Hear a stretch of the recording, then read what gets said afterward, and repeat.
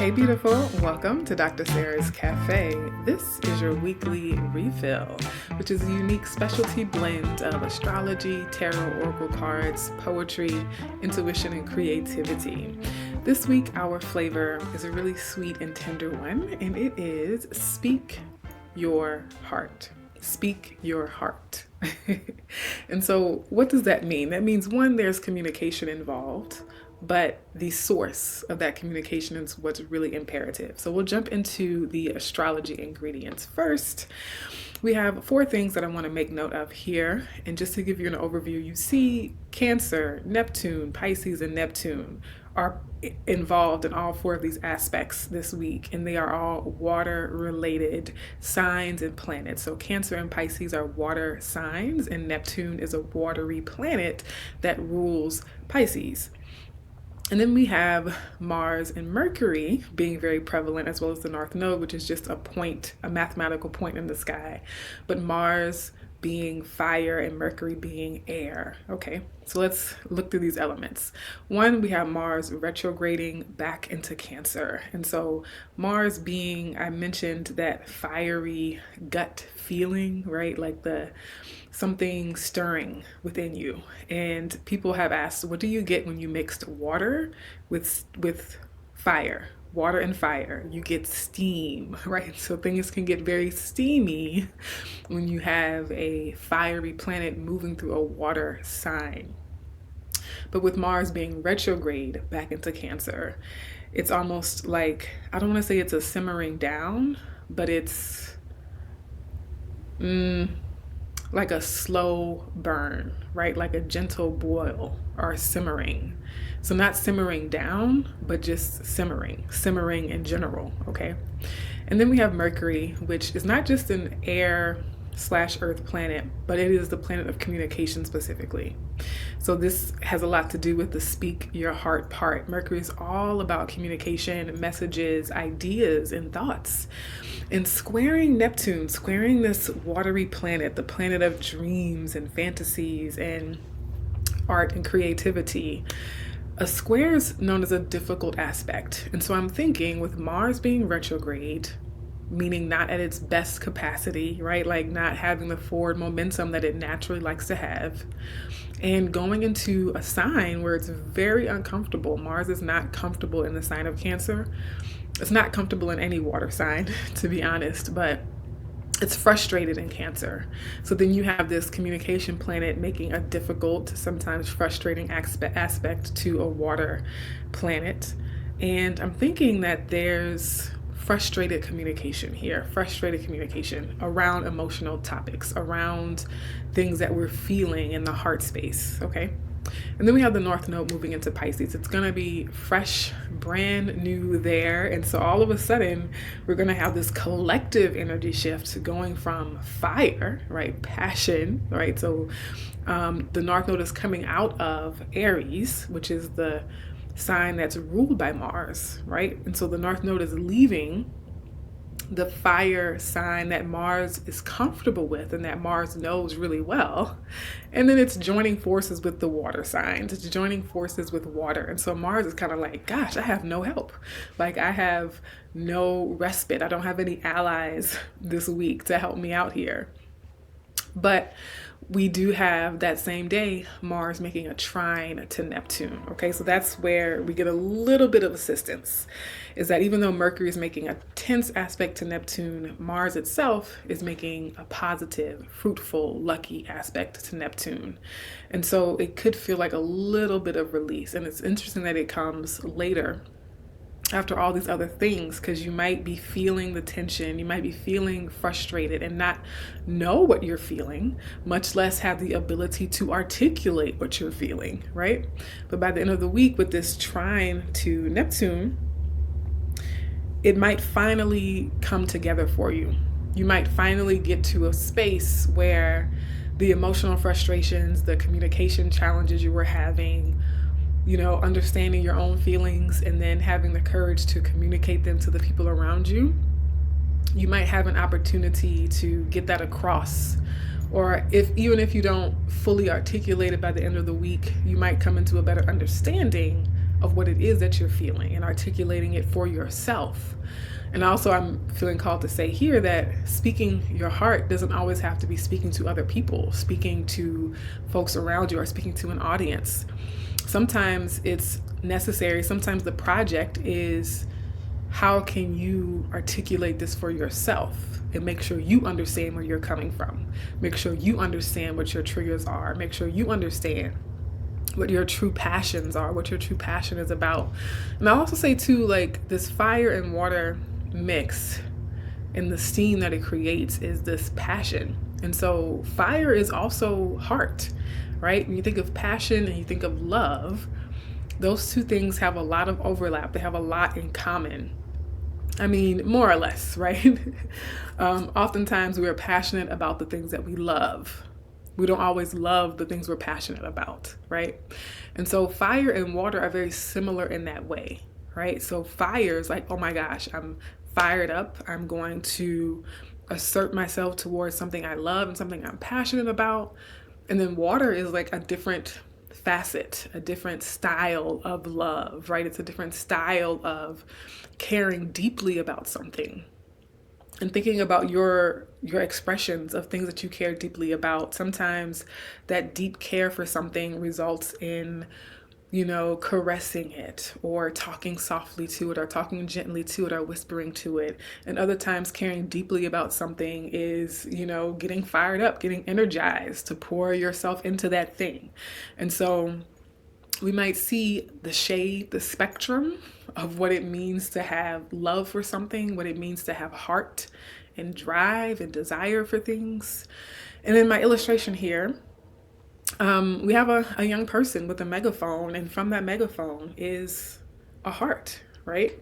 And so even thinking about things that don't seem loving, that don't seem like sweet nothings, that don't seem like poetry, recognizing when it's still coming from the heart, when it's still coming from a place of love, both for ourselves and others. And I'm thinking about, with the megaphone here, being at a rally, being at a protest, and it can seem like it's all anger, that it's all fire, that it's all Mars, it's all passion.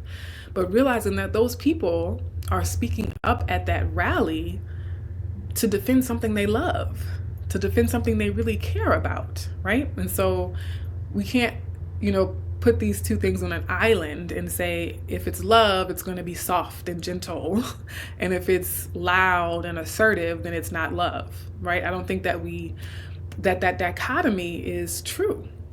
And so pay attention to these multiple facets, these multiple shades and textures of how love and heart and passion and desire show up for you, right? Like, when does your love for something make you want to scream out?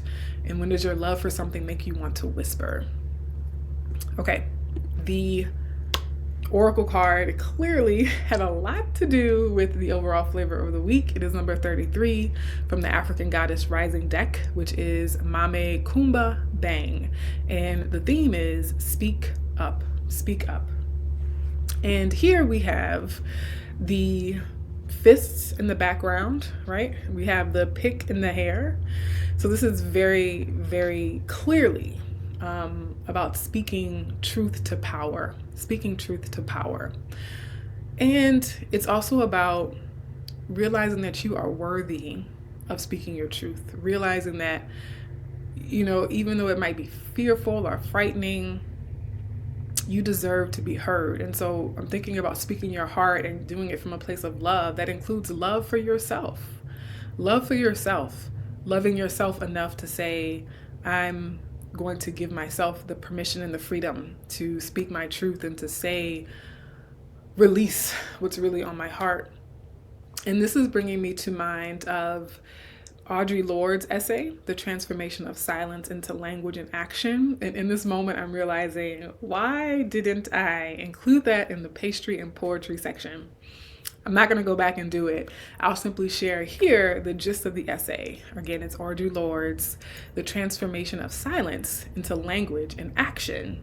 And I would have my college students, all of my college classes, no matter what the topic was about, because I taught like writing and literature and, things related to that, is we can learn to speak when we're afraid the same way we learn to work when we're tired.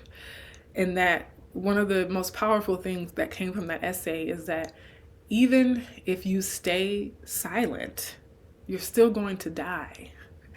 The pain still exists. The hurt still happens. The transgressions continue. And so we try to stay silent thinking it's going to absolve us from death. It's going to absolve us and protect us from pain. But what she says is you realize you still experience the pain. You still experience the hurt. You still experience the trauma. You still experience the abuse. You still experience the death, even if you stayed silent the whole time. And so if you're going to endure all the same things anyway in silence, then taking the risk and having the courage to speak up. And in this context, speaking up then becomes one of your best hopes for changing the situation, right? Now, I'm also thinking too about Zora Neale Hurston, right? So shout out to the ancestors. They coming through big time in this moment, right? Zora Neale Hurston, who says, if you are silent about your pain, they will kill you and say you enjoyed it. And for me, as I've been doing my work on colorism healing, and even now in this moment, finding the courage to keep posting on this channel and to tell the world that I read tarot cards and that I'm into astrology and spiritual gifts and psychic abilities, right?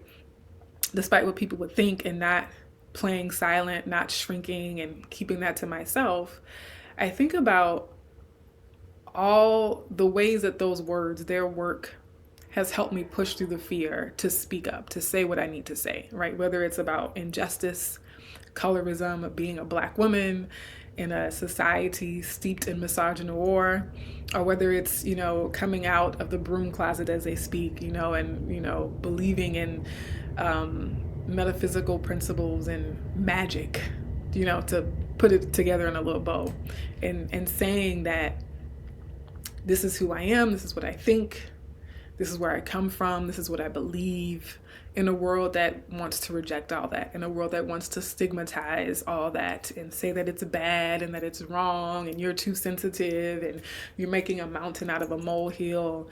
All the many, many, many judgments that could come from it, the potential rejection that could come from all those things. And so, maybe that's an essay or some words that you want to dive deeper into and read for yourself. I highly recommend reading The Transformation of Silence into Language and Action by Audre Lorde. If you have a book that you're trying to write, if you want to post content on social media, if you want to share your truth with a family member or a loved one or a partner or whoever the audience might be, and even just coming to terms with that for yourself and your own reflection, speaking your truth, remembering that if I stay silent, I don't actually protect myself from the hurt. I'm still hurting. And then to add insult to injury, I'm hurting, and I'm hurting in silence, right? And so it's a thought, right? I'm not trying to say you have to speak up. I'm not saying that. You ultimately will decide for yourself. I'm not saying you have to speak your truth or do any of these things, but consider Audre Lorde's perspective, that we think silence will protect us. And then we stay silent, and we come to realize tragically at the end that it never did protect us to begin with, right? Okay, let's keep going. The star card. This is the tarot ingredient. It's interesting that I usually do the tarot first and then the oracle, but I switched them. The star card, in this depiction, it doesn't really show through as much, but it's about being vulnerable. It's about having the courage and the strength to be seen for your authentic light, your true light from within, allowing that to shine bright, allowing that to shine forth. In the voice, it's the card of Aquarius, right? The star card represents Aquarius energy. And one thing Aquarius energy is known for is being unique, being original, oftentimes being misunderstood because it's so far ahead of its time, because it's, the big future vision and the big humanitarian hopes for the future. And the star card is also about vulnerability. being authentic and being vulnerable, having the courage to be authentic and to be vulnerable. And authenticity requires vulnerability, right? And it's about hope and healing. And so as we speak from our heart, as we speak our hearts, we show up authentically and vulnerably to speak our truth and speak from our heart. There is healing that is found in that. There is hope and healing that is found in that. Okay. Now, the Pastry and Poetry is from a lovely, lovely singer called Liz Wright. Liz Wright was born on January 22nd, so she is an Aquarius, right? Full of that star energy. And there's so many of her songs I absolutely love, okay? But there's this one song, I'm feeling it. And again, I don't have copyright permission to play the song, otherwise y'all know I would. So I'm just gonna read the lyrics, and again, highly encourage you to go listen to the song. I'll try to remember to link to it below.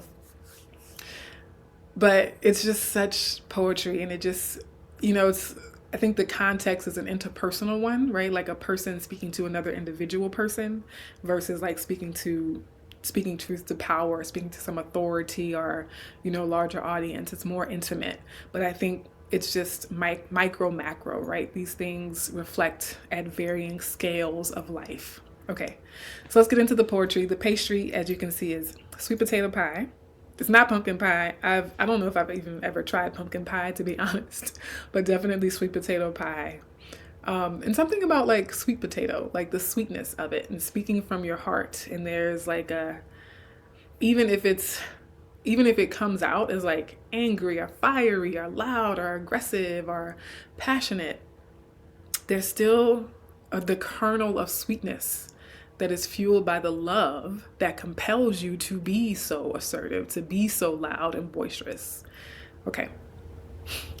The poetry. Liz Wright.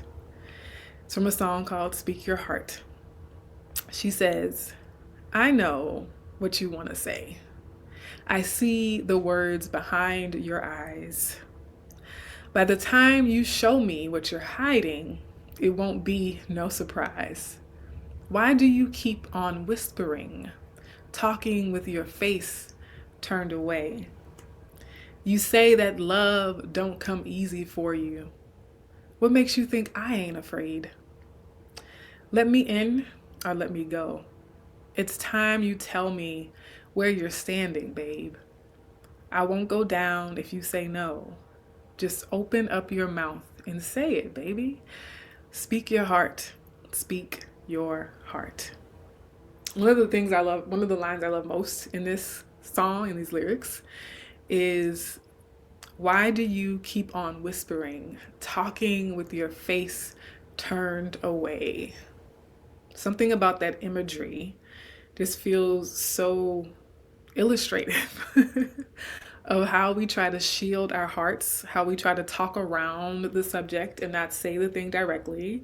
I'm even thinking about like all the people who are afraid to say I love you, right? It's kind of what this song is about. And so they say all sorts of other things in the realm of I love you, right? Like, oh, you're so great. I enjoy your company. I love your company, right? Instead of saying I love you. In not just in the interpersonal sense, but even in the ways that the way we might show up on social media, or how we present to our students or our colleagues at work, or to clients that we try to work with.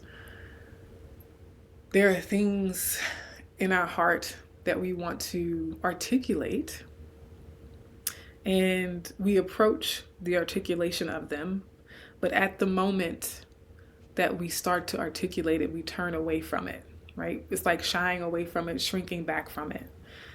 And this song also shows us the danger in that, the danger in not exercising the courage to speak your heart, is that the other person remains distant, right?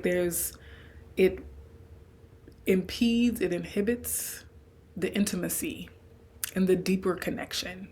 So when you want to connect more deeply and make that human connection, right, soul to soul, it requires that you speak clearly, face on, face to face, not with your face turned away, but turning directly towards the other soul and saying, this is the truth of who I am. This is the truth of what I feel in this moment. You know, she says, let me in or let me go. And so a lot of us feel lonely. A lot of us feel like we don't have that connection.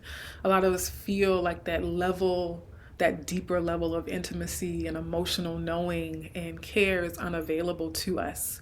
And I think it comes from a culture, maybe it's, you know, human evolutionary context, or just us as humans being afraid of the pain of heartbreak and rejection, that we close ourselves off to the opportunity and the possibility of connection and true love, right?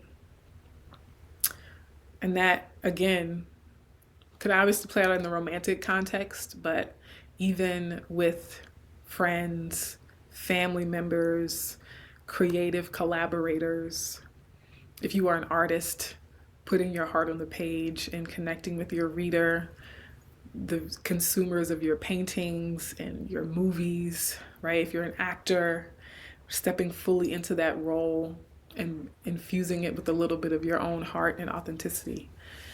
So much there. Okay, you know where we're going next. The to-go and the takeaway.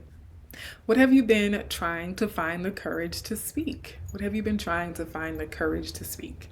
And can you say it in your journal first? So my recommendation, if you are warming up to the idea of expressing something, if you're warming up to the idea of articulating something, is to say it to yourself first. Sometimes that's the scarier thing.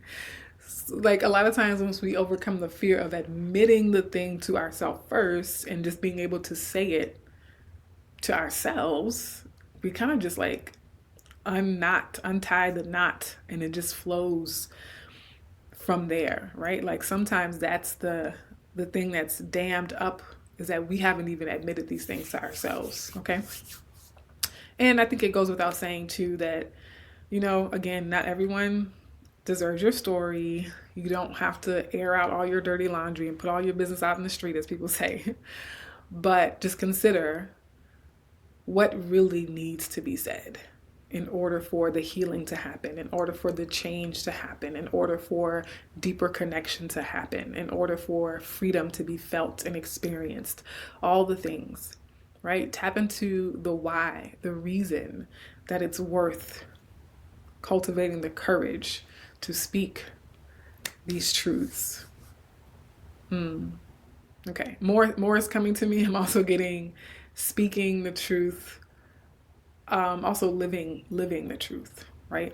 So sometimes things are communicated not with words, but in action and appearance and gestures and how you move, the things you do, right? And so communicating truthfully, showing up authentically and vulnerably, okay?